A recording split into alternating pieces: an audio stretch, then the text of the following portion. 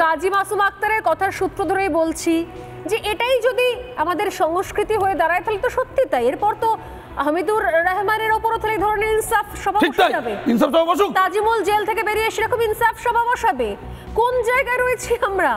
আমি হাসবো না কাঁদবো বুঝতে পারছি। এই ধরনের বক্তব্যগুলো আমি আপনাদের শোনাবো। আরও খুব সম্ভবত ছেলেটির মায়ের একটা বক্তব্য আমাদের কাছে এসেছে, তার যে ছেলেটিকে মারা হয়েছে একই রকমভাবে। এমনকি তাজিমুলের এটাই শুরু নয়, এর আগেরও একটা ভিডিও পাওয়া গেছে জমি জট নিয়ে এক পুরুষ দাঁড়িয়ে এবং পুরুষকে হাত বেঁধে রেখে তাজিমুল এরকম ইনসাফ সভা বসিয়েছিল রাতের অন্ধকারে, লুঙ্গি পরে স্যান্ডো গেঞ্জি পরে হাতে মোটা একটা লাঠি নিয়ে সব মারছে, একবার মেয়েটাকে একবার ছেলেটাকে। সেই ভিডিও ভাইরাল হয়েছিল, আমি সেগুলো দেখাবো। সেই ভিডিও চলছে, চালালাম ইনফ্যাক্ট হাত পা বেঁধে রেখে।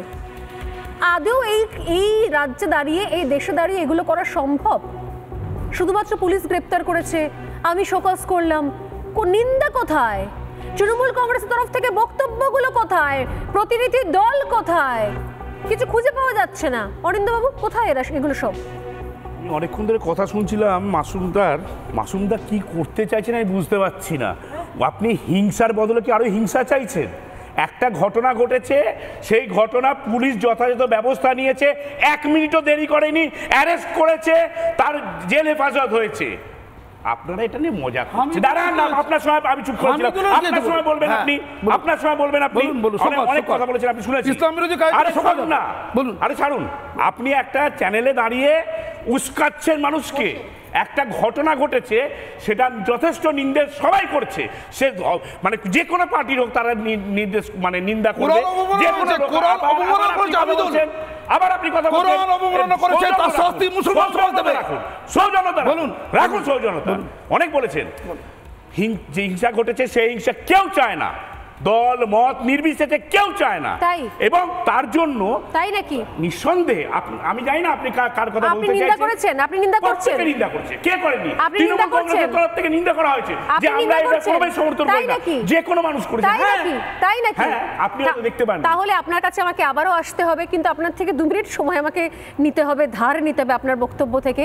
আমি একটু দুজনের বক্তব্য আমার টিমকে বলবো। 1 হামিদুর রহমান, যদি তার 2টো বক্তব্য শোনাবো, আর 2 আমাকে আবার আমার টিম ব্যাক করাবে হামিদুর রহমানের কথা শুনিয়ে।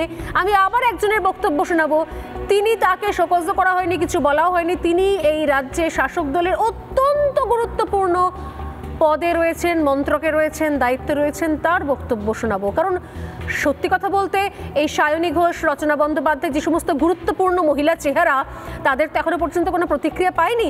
তাই যে কজন সাহস করে এগিয়ে এসে প্রতিক্রিয়া দিয়েছেন, আমাদের তাদের প্রতিক্রিয়াটাই শোনাতে হবে।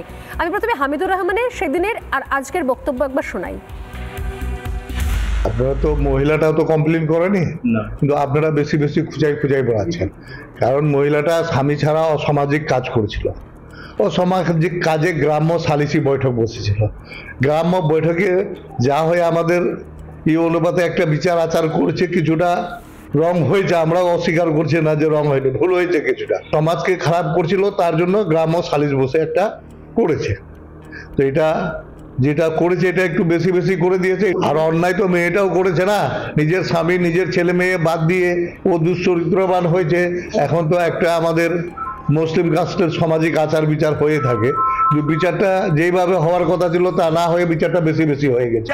আপনি কি অনুদত্ত জেসিবি আপনার সব কিছু না, আমার জন্য কেন করবে? ওর বাড়ি 10 কিলোমিটার দূরে, আমার বাড়ি 10 কিলোমিটার। না আমার ছত্র ছায়া নেই। হামিদুল বাবু জেসিবির মাথা দিয়ে কি হাত তুলে দিচ্ছে?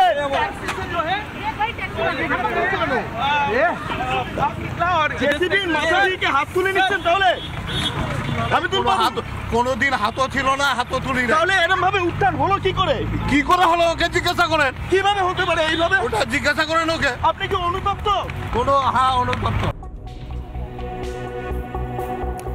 আমার কোনো যোগাযোগ নেই, এটা আজকের বক্তব্য। আজকে রীতিমতো ট্যাক্সি করে মানে প্রশ্ন, শুধুমাত্র জেসিবিকে চেনেন কিনা, তাকে প্রশ্রয় দেওয়া আছে কিনা, এই সমস্ত জেসিবিকে চেনেন কিনা, এই প্রশ্নটা বারবার করা হচ্ছিল। তিনি কার্যত দৌড়ে পালিয়ে গেলেন, ট্যাক্সি করে পালিয়ে গেলেন বিধায়ক হামিদুর রহমান, তাকে শোকজ করা হয়েছে। এবারে আমি শোনাই মন্ত্রী ফিরহাদ হাকিমের 2টো বক্তব্য, একটা সেদিনের সেই ঘটনার পরে এবং আরেকটা বক্তব্য এই সময় দাঁড়িয়ে আজকের বক্তব্য, দুটো বক্তব্য শোনাবো। মণিপুরে নিরাপদ, হাতরাসে নিরাপদ, গুজরাটে নিরাপদ। জেপি নাড্ডাকে বলো আপনে আচারি ধর্ম পরের শেখাও।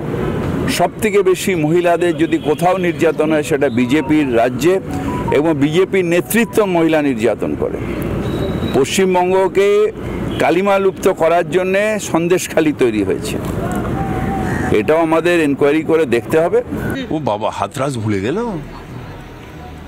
ভয়ের চোটে এখনো এতে যেতে পারেনি, কি বলে ওটাকে, মণিপুরে যেতে পারেনি। মালা পরিয়ে যারা ধর্ষণকারী তাদের মালা পরিয়ে আহমেদাবাদের জেল থেকে বার করছে। আর কত ন্যাকামি করবে, কত ন্যাকামি করবে, হচ্ছে না, ধস নেমে পড়েছে।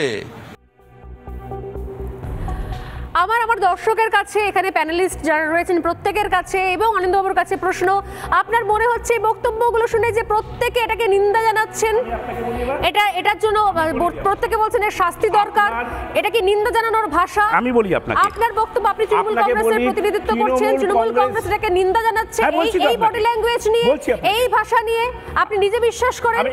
একজন সভ্য শিক্ষিত মানুষ হিসেবে আমাকে বলার সুযোগটা দিন, সত্যি কথা বলবেন, সত্যি কথা বলছি। আপনারা সাহস থাকলে দেখান তৃণমূল কংগ্রেসের মুখপাত্র কুণাল ঘোষ কি বলেছেন, শান্তনু সেন কি বলেছেন, দেখান আপনারা, আর্কাইভ থেকে দেখান। এক, আর দ্বিতীয় কথা হলো ফিরহাদ হাকিম সাহেব তো কি ভুল বলেছে, বিলকিস বানু ধর্ষকদের কি মালা পরানো হয়নি, মানে না বলছেন আপনি।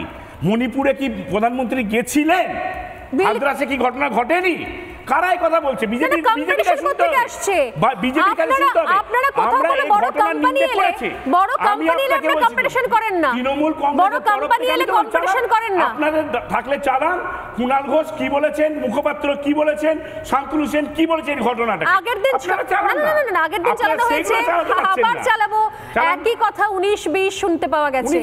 আর আপনি এখানে দাঁড়িয়ে তৃণমূল কংগ্রেসকে শিখিয়ে দেবেন যে কুণাল ঘোষের বক্তব্য দামি, শান্তনু সেনের বক্তব্য দামি, নাকি ফিরহাদ হাকিমের বক্তব্য দামি?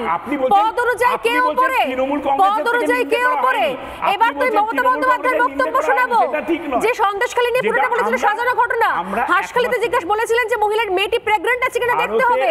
আর কত চান আপনারা, আর কত চান আপনারা বক্তব্য? ঠিক বলে, কেউ অন্যায় করলে সে যে দলেরই হোক, যত বড় নেতাই হোক, স্তর আছে নাকি? তার সাজা আছে, মেজো স্তর নিন্দে করবে, বড় স্তর সাপোর্ট করবে, ছোট স্তর দুষ্টুমি করবে। তৃণমূল কংগ্রেসের স্তর আছে, মেজো স্তর নিন্দে করবে, বড় স্তর সাপোর্ট করবে, ছোট স্তর দুষ্টুমি করবে। স্তরে স্তরে হয় নাকি রিঅ্যাকশন? জানা নেই আমার, আমি উত্তর নেব। পাশে বসে প্রধানমন্ত্রী কি বলছিলেন আমি উত্তর নেব। সেটা আপনারা বিলকিস বানুর যেরকম ঘটনা সমর্থনযোগ্য নয়, মণিপুর নিয়ে আমরা শো করেছি সমর্থনযোগ্য নয়, স্ট্রেট কথা। আমার বক্তব্য একটা অপরাধের সঙ্গে একটা অপরাধের কম্পিটিশন হতে পারে কি?